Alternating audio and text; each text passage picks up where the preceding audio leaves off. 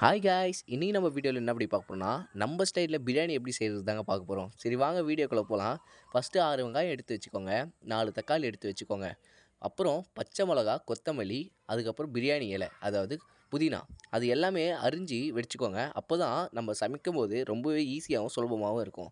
எல்லாத்தையும் மெலிசு மெலிசாக கட் பண்ணி வச்சுக்கோங்க. அப்போ தான் வதக்க ரொம்பவே வாட்டமாக இருக்கும். அதுக்கப்புறம் சோம்பு, பட்டை, இலகம், ஏலக்காய், அதுக்கப்புறம் பிரிஞ்சி இலை இதெல்லாம் எடுத்து தனியாக வச்சுக்கோங்க. ஒரு கப்பு ஃபுல்லாக எண்ணெய் எடுத்து வச்சுக்கோங்க. ஒரு சின்ன கவுலில் கொஞ்சோண்டு டால்டாவும் எடுத்து வச்சுக்கோங்க. தேவையான பொருள்லாம் இப்போ ரெடி ஆகிடுச்சு. அடுப்பு ரெடி பண்ணிக்கலாம். இப்போது ஃபஸ்ட்டு நம்ம டால்டாவை போட்டோடனே டால்டா நல்லா காஞ்சதுக்கு அடுத்தது நம்ம அதில் எண்ணெயை ஆட் பண்ணுறோம். எதனால் டால்டா போடுறோன்னா அப்போ தான் டேஸ்ட்டு இன்னமும் கூடுன்னு என் அண்ணன் சொன்னார். அதுக்கப்புறம் இது எல்லாமே நல்லா ஆட் பண்ணோடனே நம்ம எடுத்து வச்சுருக்க சோம்பு, பட்டை, லவங்கம், அதுக்கப்புறம் ஏலக்காய் இது எல்லாமே எண்ணெயில் போட்டு நல்லா வதக்க ஆரம்பிச்சிருங்க. எந்த அளவுக்கு வதக்குறோமோ அந்தளவுக்கு டேஸ்ட் அதிகரிக்கும். அதனால் வதக்கி முடித்தோடனே அதில் நம்ம வெங்காயமும் பச்சை மிளகாவும் போட்டு ஆட் பண்ணுங்கள். இப்போது இது ரெண்டுமே நல்லா செவக்க செவக்க வருங்க. அப்போ தான் பிரியாணியோட டேஸ்ட்டு இன்னமும் அதிகரிக்குங்க.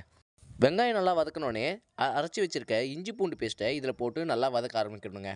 இப்போது இஞ்சி பூண்டு வேஸ்ட்டு வாசனை போகிற வரைக்கும் நம்ம அருமையாக இதை வதக்க ஆரம்பிச்சிடலாம்.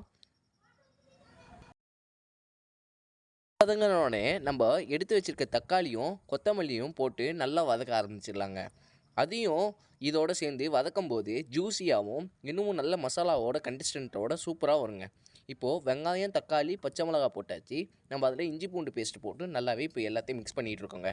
அந்த கேப்பில் சிக்கனை நம்ம தயிரில் போட்டு ஊற வச்சிடலாங்க.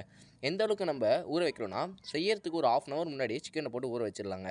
இப்போது வெங்காய தக்காளிலாம் நல்லா வதங்கினோடனே அதில் வெறும் மிளகாத்தூள், மஞ்சத்தூள், கரம் மசாலா இதெல்லாம் போட்டு நல்லா வதக்க ஆரம்பிச்சிருங்க. இப்போது எல்லாமே சுண்டிற கேப்பில் நம்ம இப்போது புதினாவும் போட்டுக்கலாங்க. புதினா போட்ட உடனே இப்போ எல்லாமே சேர்ந்து மிக்ஸ் ஆகி செம்ம ஒரு கிரேவியான கண்டிஷன்ஸுக்கு வரும். இந்த கேப்பில் நம்ம என்ன பண்ணுறோன்னா, ஊற வச்சுருக்க நம்ம சிக்கனை எடுத்து இவனை இதில் போட்டு குளிப்பாட்டிடலாங்க.